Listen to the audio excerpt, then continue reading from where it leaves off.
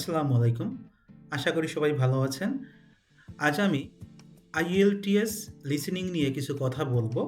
আপনারা দেখেছেন এই ভিডিওর শুরুতে আমি বলেছি ১০ দিনের প্রস্তুতিতে IELTS লিসেনিং এ অন্তত ৭ পাওয়া সম্ভব এবং আমি দৃঢ়ভাবে বিশ্বাস করি এটি আসলেই সম্ভব।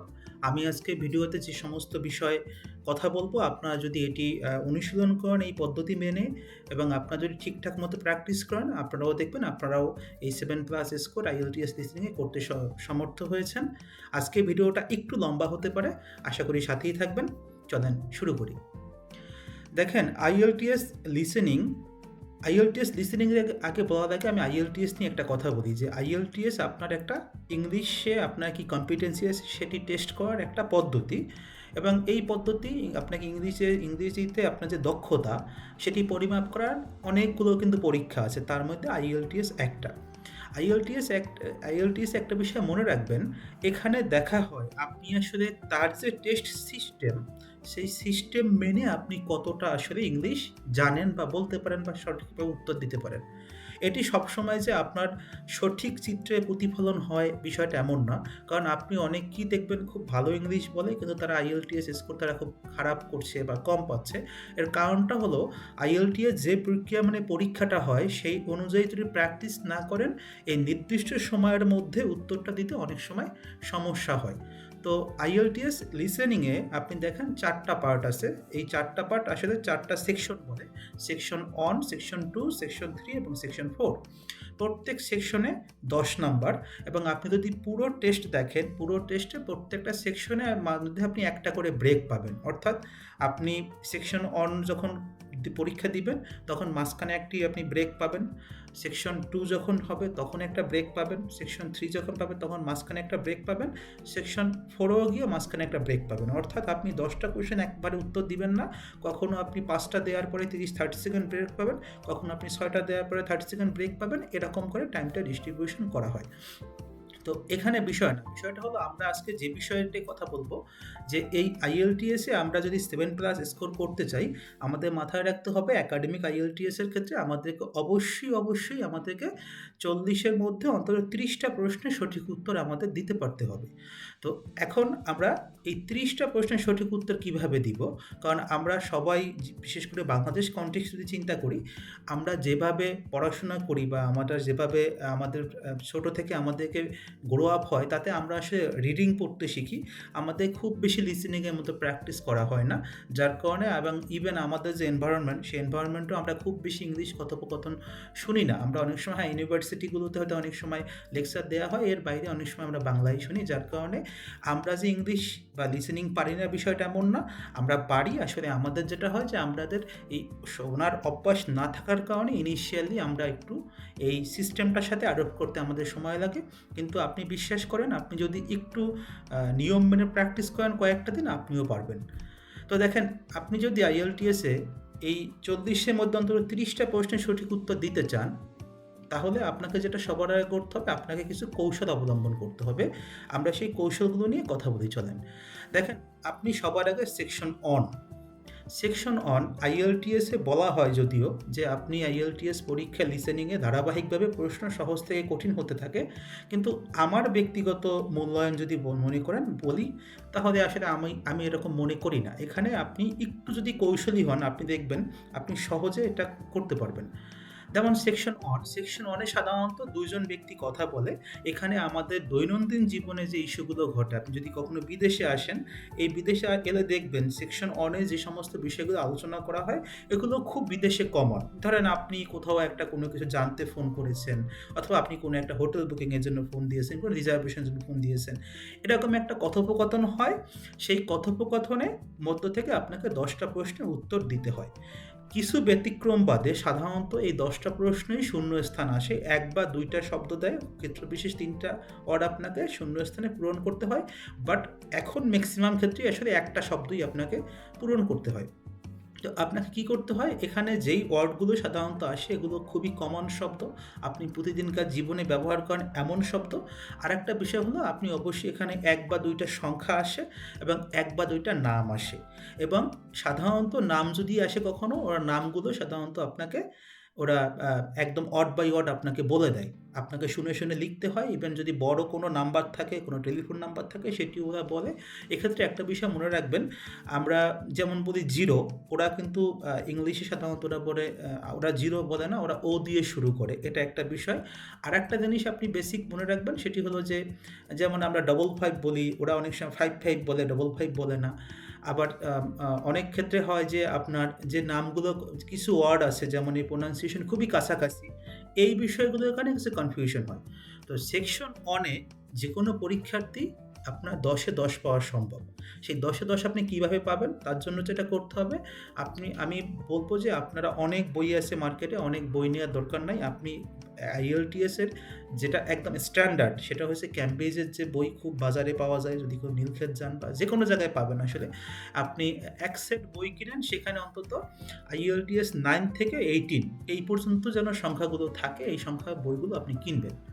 আপনি কেনার পরে যে কাজটা করবেন সেটি হলো যে আপনি সবার আগে বাসায় এসে আপনি এই প্রত্যেকটা বইয়ের শুধু সেকশন 1 পরীক্ষা দিবেন। তো সেকশন 1 পরীক্ষা যখন দিবেন, আপনি শুরুতে হয়তো দেখা গেল যে 10টার মধ্যে আপনার 5টা হয়েছে, বাকি 5টা হয়নি। আপনি যখনই পরীক্ষাটা শেষ করবেন, এই পরীক্ষাটা দিতে আপনার একটা পরীক্ষাতে সর্বোচ্চ 5 থেকে 6 মিনিট লাগবে। আপনি শেষ করার পরে আপনি মেলান যে আপনি আসলে কি ভুল করেছেন, এখানে কি সমস্যাটা হয়েছে, কোনটা ভুল করেছেন। এভাবে আপনি ধারাবাহিকভাবে শুধু সেকশন 1 প্র্যাকটিস করুন। সেকশন 1 এ আপনি একদম 9 থেকে 18 পর্যন্ত IELTS ক্যামব্রিজের যে সিরিজটা আছে সবগুলো সেকশন 1 আপনি দিবেন। আপনি আসলে এই পরীক্ষায় যখন 10টা টেস্ট দিবেন, 10টা টেস্ট দেওয়ার পরেই আপনি দেখবেন আপনি সেকশন 1 এ মোরাললেস আপনার স্কোর 8 থেকে 9 হয়ে যাচ্ছে। আপনি যদি আরও 10টা দেন, 20টা দেন, 20টা দেওয়ার সময় পরে দেখবেন আপনি মোটামুটি 9-10 পাচ্ছেন, কিন্তু আপনি থামবেন না। আপনি এই যে যতগুলো একদম 18 পর্যন্ত হতে আপনি সবগুলো সেকশন 1 সম্পন্ন করবেন। সম্পন্ন করার পরে আপনি দেখবেন আপনার মধ্যে একটা কনফিডেন্ট হয়ে গেছে, অর্থাৎ আপনি IELTS লিসেনিংয়ের শুরুর যে 10-এ 10, এই 10-এ 10-এ আপনি মোটামুটি 10-এ 10ই পাবেন। তো এবার আপনি ধারাবাহিকভাবে যদি আমরা যাই, এখন সেকশন 2 হওয়ার কথা, কিন্তু আমি আপনাকে সেকশন 2 এর কথা বলবো না। আপনি দেখবেন সেকশন 1 এর সাথে প্রশ্নের সবচেয়ে মিল আছে সেকশন 4 এ। কারণ সেকশন 4 এও আপনাকে সাধারণত একটা শূন্যস্থান ফিল আপ করতে হয় এবং এখানে সাধারণত 1 সিঙ্গেল আউট হয় অথবা একটা নাম্বার হয়। খুব ব্যতিক্রম ক্ষেত্রে হয় যখন ডাবল আউট হয়, ম্যাক্সিমাম ক্ষেত্রেই সিঙ্গেল আউট হয় এবং অধিকাংশ প্রশ্নই দেখবেন সেকশন 4 এ আসলে সাধারণত শূন্যস্থান আসে, কিছু ব্যতিক্রম আছে। তো এখন আপনি সেকশন 4 এ যান। সেকশন 4 এ কী কাজটা হয়? সেকশন 4 এ আসলে একজন স্পিকার কথা বলেন। সে যেকোনো একটা সাধারণত গবেষণা একটা ফান্ডিংস থাকে, সেই ফান্ডিংসটা শুরু থেকে ধারাবাহিকভাবে বা যেকোনো একটা ইভেন্ট শুরু থেকে শেষ পর্যন্ত সে পড়ে যায়। আপনাকে শুনে, শুনে কিওয়ার্ডগুলো বসাতে হয়। তো আমি সেকশন 1 এর পরে সেকশন 4 যখন প্র্যাকটিস করতে বলছি, এটি আপনাদের কাছে একটু অস্বাভাবিক মনে হতে পারে। কিন্তু আমি বলি ভাই, এটি আপনি করেন, এটি আপনার জন্য অনেক ক্ষেত্রে উপকার হবে। আপনি এবার ঠিক সেকশন 1 যেভাবে শেষ করছেন, সেকশন 4 এ পরীক্ষাটা দেন। তো সেকশন 4 যখন আপনি শুরুতে শুনবেন, আপনি যদি নতুন অবস্থায় থাকে, আপনার অনেক কিছু মাথার উপর দিয়ে যেতে পারে। তো এটা নিয়ে ভড়কে যাওয়ার কিছু নাই। আপনি ধরেন শুরুতে পরীক্ষা দিলেন, আপনি মাত্র মনে করেন 1 বা 2 পেলেন। কোনো টেনশন করার কিছু নাই। আপনি পরীক্ষাগুলো দিতে থাকেন। আপনি যদি এই 9 থেকে 18 যে ক্যামব্রিজ সিরিজের সবগুলোর সেকশন 4 শেষ করেন, আপনি দেখবেন 20টা পরীক্ষা দেওয়ার পরে আপনি 7 থেকে 8 প্রত্যেকটা পরীক্ষায় পাচ্ছেন। কিন্তু এটা যখন আপনি সবগুলো শেষ হবে, তখন আপনি অবশ্যই সেকশন 4 এ 9 থেকে 10 আপনি পেয়ে যাবেন। এখন আপনি আমাকে প্রশ্ন করতে পারেন যে আমি কেন সেকশন 1 এর পরে সেকশন 4 বললাম? কারণ সেকশন 1 এবং সেকশন 4 এর প্রশ্ন খুবই সিমিলার। কারণ 2 ক্ষেত্রেই আপনাকে অনেক ক্ষেত্রে শূন্যস্থান পূরণ করতে হয় এবং মোরাললেস সেকশন 1 এবং সেকশন 4 এর কোয়েশ্চেনের প্যাটার্ন একই রকম থাকে, কিছু ব্যতিক্রম বাদে। তো আপনি সেকশন 1 কমপ্লিট করলেন, সেকশন 4 কমপ্লিট করলেন। এবার আপনি আসেন সেকশন 2 তে। তো সেকশন 2 আপনি যখন আসলে 4 পারবেন, তখন সেকশন 2 আপনার জন্য অনেকখানি ইজি হয়ে যাবে। ইজি হয়ে যাবে ইন সেন্স, আপনি বাই দিস টাইম আপনি মোটামুটি সেকশন 4 আপনি কমপ্লিট করতে গিয়ে আপনি যখন 40টা এরকম বর্ণনা শুনেছেন, আপনি সেকশন 2 তে সাধারণত অনেক সময় একজন স্পিকার কথা বলে, ম্যাক্সিমাম সময় একজন স্পিকার কথা বলে। খুব ব্যতিক্রম হলে 2 জন, কিন্তু এটা সাধারণত হয় না, একজন স্পিকারই কোনো ঘটনা বর্ণনা করে। যখন আপনি সেকশন 4 শেষ করে সেকশন 2 তে আসবেন, আপনি দেখবেন আপনি যে প্যাটার্নেই প্রশ্ন হোক না কেন, আপনি একদম ফার্স্ট পরীক্ষা থেকে আপনি 5 থেকে 6টা আপনি পারেন। তো এইটা যখন আপনি আবার ধারাবাহিকভাবে এভাবে শেষ করবেন 9 থেকে 18 পর্যন্ত ক্যামব্রিজের, আপনি সেকশন 2 তেও আপনার দেখবেন মোটামুটি আপনার স্কোর 9-10 হয়ে যাবে। তো এখন আপনি বলতে পারেন যে তাহলে আমি কি সেকশন 3 করব না? সেকশন 3 আমরা করব। সেকশন 3 তে অসুবিধাটা হলো যদিও IELTS এর ক্ষেত্রে বলা হচ্ছে যে এটা ধারাবাহিকভাবে কঠিন প্রশ্ন হয়, কিন্তু আমাদের মতো বাংলাদেশী বা উপমহাদেশীয় কনটেক্সটে যে সমস্যাটা হয় সাধারণত সেকশন 3 তে ২ জন স্পিকার কিংবা ৩ জন স্পিকার মিলে কথা বলেন এবং এক্ষেত্রে যে অসুবিধাটা হয় যে একজন স্পিকার একটা কথা বলার পর আরেকজন সেটিকে সমর্থন করে, সেটার সাথে দ্বিমত পোষণ করে, এটা আমরা অনেক সময় ধরতে পারি না। আবার অনেক সময় হয় সেকশন 3 প্রশ্নগুলোতে অনেক সময় মাল্টিপল চয়েস থাকে, অনেক সময় হেডিং মেলানোর বিষয় থাকে, একটু কঠিন হয়ে যায়। তাহলে আপনাকে যেটা করতে হবে, আপনি যেহেতু এই ৩ টা পার্ট কমপ্লিট করে সেকশন 3 তে যখন যাবেন, আপনি তখন দেখবেন সেকশন 3 আপনার জন্য বোঝা অনেকটা সহজ হবে। কারণ সহজ হবে এই সেন্সে, আপনি সেকশন 1 এ অলরেডি ২ জন স্পিকারের কথা শুনে এসেছেন।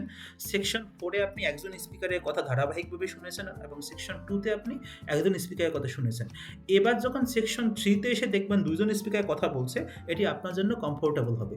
আপনি আবার সেকশন 3 টাও ঠিক আগের পদ্ধতি মেনে শুরু থেকে দেয়া শুরু করেন। আপনি সেকশন 3 যখন শুরুতে দিবেন, আপনি দেখতে পারেন যে না কিছু সমস্যা হচ্ছে, আপনি ইনিশিয়ালি হয়তো অর্ধেক বুঝতে পারছেন, অর্ধেক বুঝতে পারছেন না, বা স্টপ হওয়ার কিছু নাই, আপনি সবগুলো পরীক্ষা শেষ করেন।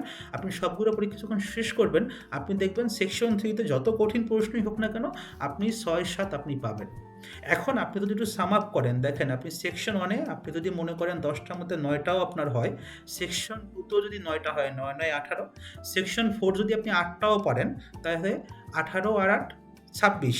আপনি সেকশন 3 তে সেক্ষেত্রে আপনি যদি মাত্র ৪ পান, তাহলে আপনার 7 হয়ে যাচ্ছে। কিন্তু আপনি যখন এগুলো প্র্যাকটিস করবেন, আপনি নিশ্চিতভাবে থাকেন সেকশন আপনি 3 তে কখনোই ৪ পাবেন না, আপনি এর থেকে বেশি পাবেন। তো আপনারা এই পদ্ধতিটা মেনে দয়া করে একটু প্র্যাকটিস করেন এবং এই পরীক্ষাগুলো আপনি যখন দিবেন, দেয়া শেষ হয়ে যাওয়ার পরে এটি আপনি পরিকল্পনা করেন যে ১ থেকে ৭ দিনের মধ্যে সবগুলো জিনিস শেষ করবেন। ৭ দিনের পর থেকে আপনি আসলে ফুল টেস্ট দিবেন ৩ দিন।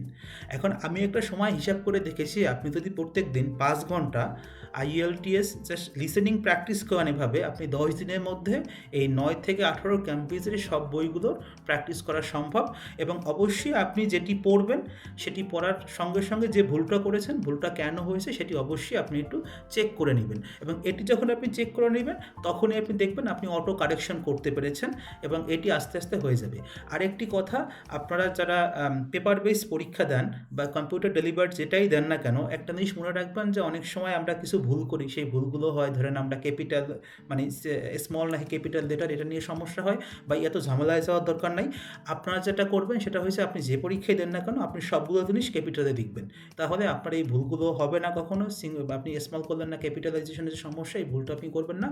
আর একটা জিনিস আপনারা একটু মাথায় রাখবেন সবাই, যে দেখেন আপনি এটি আসলে IELTS হলো আপনি কতটা ইংলিশ জানেন সেটি না, আপনি আসলে এই যে পরীক্ষার কাঠামো, সেই কাঠামোর মধ্যে কিভাবে আপনি এই IELTS লিসেনিংটায় কতটা সঠিক উত্তর দিতে পারেন সেটা মেজার করা হয়। এজন্য আপনাকে কিছু টেকনিক অবশ্যই ফলো করতে হবে। আমি আশা করি যদি আপনি এভাবে প্র্যাকটিস করেন, আপনি অবশ্যই এই ১০ দিন প্র্যাকটিসে, প্রত্যেকদিন ৫ ঘন্টা করে সময় দেন, ১০ দিন প্র্যাকটিসে আপনি অবশ্যই 7+ স্কোর করতে পারবেন। তো তো শেষ করার আগে আরেকটি কথা, আপনারা যারা আমার চ্যানেলটি সাবস্ক্রাইব করেনি, অবশ্যই আমার চ্যানেলটি একটু সাবস্ক্রাইব করুন এবং এই পাশে থাকা বেল আইকনটি প্রেস করে রাখুন, যাতে আমার নতুন আপডেট করা ভিডিও আপনি সবার আগে পেতে পারেন। পরবর্তীতে আবার কোনো ভিডিওতে আবার দেখা হবে। সবাই ভালো থাকুন। Thank you.